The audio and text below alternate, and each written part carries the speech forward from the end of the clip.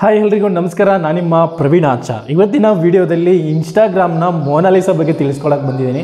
ಇದೇನಪ್ಪ ಇದು ಇನ್ಸ್ಟಾಗ್ರಾಮ್ನ ಮೊನಾಲಿಸಾ ಅಂತಂದರೆ ಇತ್ತೀಚೆಗೆ ಭಾರಿ ಟ್ರೆಂಡಲ್ಲಿರುವಂತಹ ಮೊನಾಲಿಸಾ ಬಗ್ಗೆ, ಅವಳ ಕತೆ ಹೆಂಗೆ ಶುರುವಾಗಿ ಹೆಂಗೆ ಎಂಡ್ ಆಯ್ತು ಅನ್ನೋದು ಕೂಡ ನಿಮಗೆ ತಿಳಿಸ್ಕೊಡ್ತೀನಿ ಇವತ್ತಿನ ವಿಡಿಯೋದಲ್ಲಿ. ನಮ್ಮ ಜನ ಮಹಾಕುಂಭ ಮೇಳಿಗೆ ಏನಕ್ಕೆ ಕೊಯ್ತವ್ರೆ ಅಂತಲೇ ಅರ್ಥ ಆಯ್ತಿಲ್ಲ ಈ ಒಂದು ರೀಲ್ಸ್ಗಳನ್ನ ನೋಡ್ತಾ ಇದ್ರೆ. ಬನ್ನಿ ಕಂಪ್ಲೀಟ್ ಆದ ಡೀಟೇಲ್ಸ್ನ ತಿಳಿಸ್ಕೊಡ್ತೀನಿ. ಪಾಪ ಕೊನೆಗೆ ಅವಳ ಕತೆ ಏನಾಯಿತು ಅನ್ನೋದು ತಿಳಿಸ್ಕೊಡ್ತೀನಿ. ಹಾಗೆ ಕೆಲವೊಂದು ಮಹಾಕುಂಭ ಮೇಳದಲ್ಲಿ ಬಿಸ್ನೆಸ್ ಮಾಡಿ ದುಡ್ಡು ಹಿಂಗೆ ಮಾಡೋದು ಅನ್ನೋದು ಕೂಡ ತಿಳಿಸ್ಕೊಡ್ತೀನಿ. ಅವೆಲ್ಲ ತುಂಬ ವೈರಲ್ ಆಗಿದೆ ಇತ್ತೀನ ದಿನಗಳಲ್ಲಿ. ಬನ್ನಿ, ಇನ್ನೂ ನಮ್ಮ ಚಾನಲ್ನ ಇನ್ನೂ ಸಬ್ಸ್ಕ್ರೈಬ್ ಮಾಡಿಲ್ಲ ಅಂದರೆ ಬೇಗ ಬೇಗ ಸಬ್ಸ್ಕ್ರೈಬ್ ಮಾಡಿ, ಮತ್ತು ಲೈಕ್ ಮಾಡಿಲ್ಲ ಅಂದರೂ ಲೈಕ್ ಮಾಡೋಗುರು. ತುಂಬ ಇನ್ಫಾರ್ಮೇಷನ್ ಇದೆ ನೋಡಿ. ನೋಡುಗರು, ನಿಜನ ಸುಳ್ಳು ಹೇಳು, 144 ವರ್ಷಗಳಿಗೊಮ್ಮೆ ನಡೆಯುವಂಥ ಮಹಾಕುಂಭ ಮೇಳನ ನಾವು ಕಣ್ ತುಂಬ್ಕೊಳಕ್ಕೆ ಹೋಗ್ತೀವಿ. ಆದರೆ ಈ ಇನ್ಸ್ಟಾಗ್ರಾಮ್ಲಿ ನೋಡ್ತಿತ್ತಂದರೆ ಈ ಜನಗಳು ಈ ಮೊನಾಲಿಸಾನೇ ನೋಡೋಕೆ ಹೋಗಿದ್ರೇನೋ ಈ ಒಂದು ಮಹಾಕುಂಭ ಮೇಳಕ್ಕೆ ಅನ್ನೋ ಮಟ್ಟಿಗೆ ವೈರಲ್ ಆಗಿಬಿಡಿದೆ. ನಿಮ್ಗೆ ಯಾಕೆ ಬೇಕದು? ಮುಚ್ಕೊಂಡು ಹೋಗಲ್ಲ.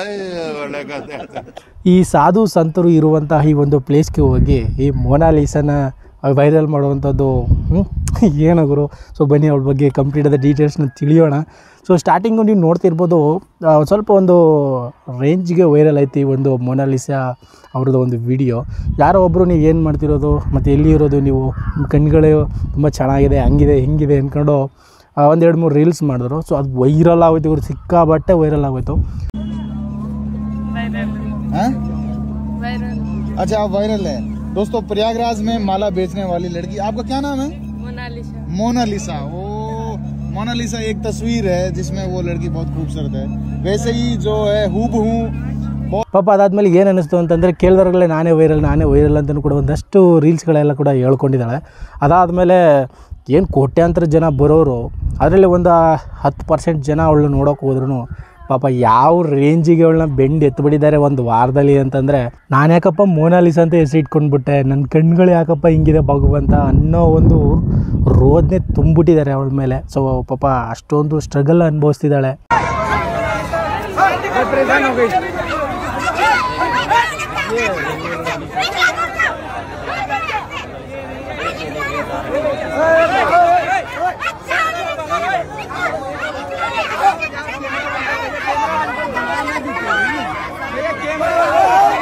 ಸುಮಾರು ಜನ ಪಾಪ ಶಿವ ಅಂತ ಎದ್ದು ಒಯ್ತಿದ್ದಾಳೆ ಗುರು. ಅವಳು ಬಿಟ್ಟು ಸಿಸ್ಟರ್ 1-2 ನಿಮಿಷ, ಸಿಸ್ಟರ್ 2 ನಿಮಿಷ ಅನ್ಕೊಂಡೆ 2 ಮಿನಿಟ್ ಸಿಸ್ಟರ್, 2 ಮಿನಿಟ್ ಸಿಸ್ಟರ್, मेरी बात मान, 2 ಮಿನಿಟ್ ಬಸ್. ವಿಡಿಯೋಗಳನ್ನ ಮಾಡ್ತಿದ್ದಾರೆ ಪಾಪ. ಅಷ್ಟೂ ಇದನ್ನೆಲ್ಲ ನೋಡಿ ಸಹಿಸ್ಕೊಳ್ಳೋಕ್ಕಾಗದೆ ಕೊನೆಗೆ ಪಾಪ ಅವ್ರ ಅಪ್ಪ ಬಂದು, ನೀನು ಇಲ್ಲಿರೋ ಸರಿ ಇಲ್ಲ, ನೀನು ಏನೇನೋ ಮಾಡಾಕ್ಬಿಡ್ತಾರೆ ಇವರು ಅಂತ ಅಂದ್ಬಿಟ್ಟು ಪಾಪ ಅವ್ರ ತಂದೆ ಇಂದೂರನ್ನು ಪ್ಲೇಸ್ಗೆ ಕರ್ಕೊಂಡು ಹೋಗ್ಬಿಡ್ತಾರೆ. ಸೊ ನೀವು ಇಲ್ಲಿರೋ ಸೇಫ್ ಇಲ್ಲ ಅಂತ ಅಂದ್ಬಿಟ್ಟು.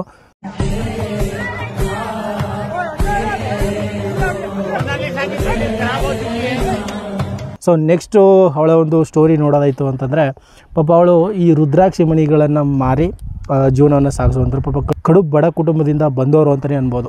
ಕೆಲವರು ಇನ್ಸ್ಟಾಗ್ರಾಮ್ ರೀಲ್ಸ್ಗಳು ಹೇಳ್ತಿದ್ದಾರೆ ಸಾಧು ಸಂತರು ಕೂಡ ಅವರಿಗೆ ಈ ರುದ್ರಾಕ್ಷಿಗಳ ಮಾರಕ್ಕೆ ಕೊಟ್ಟಿದ್ದಾರೆ ಅಂತಲೂ ಕೂಡ ಹೇಳ್ತಿದ್ದಾರೆ. ಇನ್ನು ಕೆಲವರು ಅವರು ವಟಪಾಡಿಗೋಸ್ಕರ ಅವರೇ ತಯಾರಿಸಿ ಈ ಒಂದು ಮಹಾಕುಂಭ ಮೇಳದಲ್ಲಿ ಸೇಲ್ ಮಾಡ್ತಿದ್ರು ಅಂತ ಹೇಳ್ತಿದ್ದಾರೆ.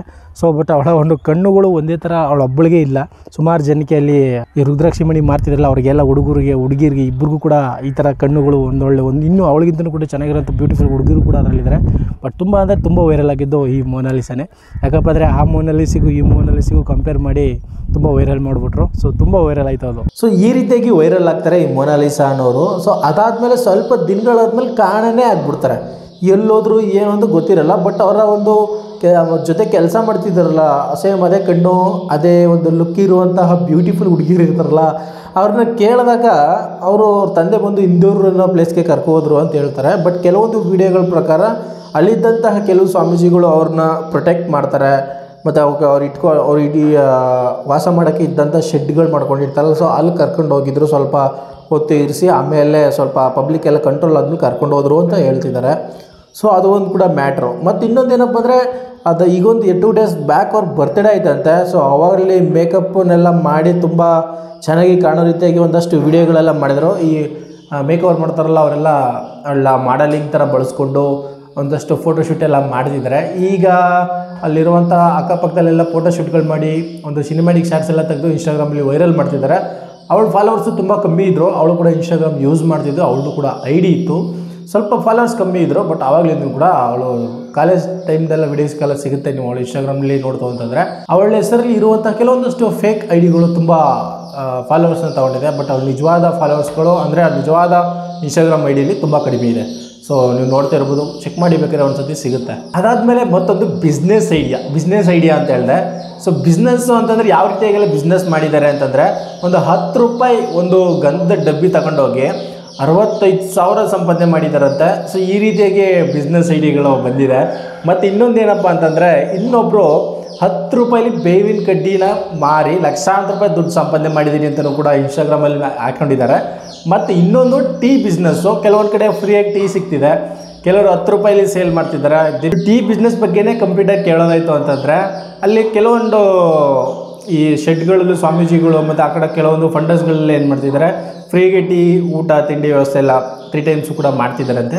ಸೊ ಇನ್ಸ್ಟಾಗ್ರಾಮಲ್ಲಿ ಕೆಲವೊಂದಷ್ಟು ನಾನು ರೀಲ್ಸ್ಗಳಲ್ಲಿ ನೋಡಿದ್ದೀನಿ, ಮತ್ತು ಅಪ್ಡೇಟ್ ಕೂಡ ನ್ಯೂಸ್ ಚಾನಲಲ್ಲಿ ಮತ್ತು ನ್ಯೂಸ್ ಪೇಪರ್ಲೆಲ್ಲ ನೋಡಿದ್ದೀನಿ. ಸೊ ಅದಾದಮೇಲೆ ಇನ್ನು ಬೆಳಗ್ಗೆ ಟೈಮ್ ಅವ್ರು ಕೇಳೋ ಟೈಮ್ಗೆ ಅವ್ರು ಇರೋ ಪ್ಲೇಸ್ಗಳಿಗೆ ಹೋಗಿ ಟೀ ಸಿಕ್ತಿರೋದು ಸ್ವಲ್ಪ ಇದು ಬೇಕಾಗಿ. ಈಗ ಥಂಡಿವೆಲ್ಲ ಅಂದರೆ ಚಳಿಗಾಲ ಇರೋದ್ರಿಂದ ಟೀ ಅನ್ನೋದು ತುಂಬ ಇಂಪಾರ್ಟೆಂಟು.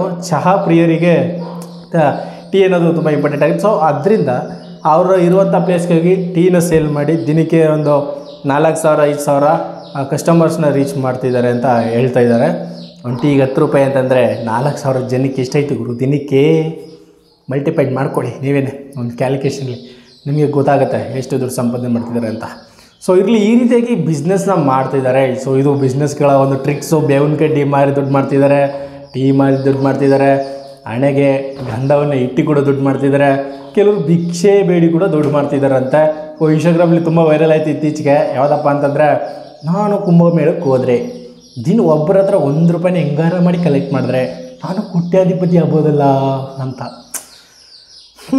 ಹೇಳೋಕ್ಕಾಗಲ್ಲ ಗುರು, ಯಾವ ಟೈಮ್ ಹೆಂಗೆ ಆಯ್ತಂತ. ಸೊ ಈ ಮೋನಾಲಿಸ್ ಅವ್ರು ನೀವು ನೋಡಿದ್ರಲ್ಲ, ಮೊನ್ನೆಲ್ಲ ರುದ್ರಾಕ್ಷಿ ಮಾರ್ಕ ಇದ್ದವರು ಇವತ್ತು ಮಾಡಲಿಂಗು ಗ್ರೇಟ್. ಸೊ ಇರಲಿ, ಅವರ ಒಂದು ಜೀವನ ಚೆನ್ನಾಗಿರಲಿ, ಅವ್ರ ಲೈಫ್ ಹೆಂಗೆ ಟರ್ನ್ ಆಗುತ್ತೆ ಅಂತ ಹೇಳೋದಕ್ಕಾಗಲ್ಲ. ಸಡನ್ನಾಗಿ ಲೈಫ್ಲಿ ಅವರು ಸ್ವಲ್ಪ ಟರ್ನ್ ಆಗಿದ್ದಾರೆ. ಸೊ ಒಂದು ಮಾಡಲಿಂಗ್ ಕಡೆ ಹೋಗ್ತಿದ್ದಾರೆ. ಒಂದು ಫಿಲಮ್ ಕೂಡ ಬಂದಿದೆ ಅಂತ ಇಲ್ಲಿ ನೋಡ್ತಿರ್ಬೋದು ನೀವು. ಸೊ ಈ ಫಿಲಮ್ಗೆ ಅವರು ಸೆಲೆಕ್ಟ್ ಆಗಿದ್ದಾರೆ ಅಂತ ಹೇಳ್ತಿದ್ದಾರೆ, ಬಟ್ ಅದು ನಿಜನೋ ಸುಳ್ಳು ಗೊತ್ತಿಲ್ಲ. ಸೊ ಏನಾರು ಇತ್ತು ಅಂದರೆ ನೆಕ್ಸ್ಟ್ ವಿಡಿಯೋದಲ್ಲಿ ಅಪ್ಡೇಟ್ ಮಾಡ್ತೀನಿ. ಸೊ ಇದಿಷ್ಟು ಮೋನಾಲಿಸ್ ಅವರ ರಿಯಲ್ ಸ್ಟೋರಿ ಆಗಿರುತ್ತೆ. ಹೇಗಿತ್ತು ಅನ್ನೋದನ್ನ ಕಮೆಂಟ್ ಸೆಕ್ಷನ್ ತಿಳಿಸಿ ಅಂತ ಹೇಳ್ತಾ ವಿಡಿಯೋನ ಇಲ್ಲೇ ಮುಗಿಸ್ತಿದ್ದೀನಿ. ಟೇಕ್ ಕೇರ್, ಬಾಯ್ ಬಾಯ್.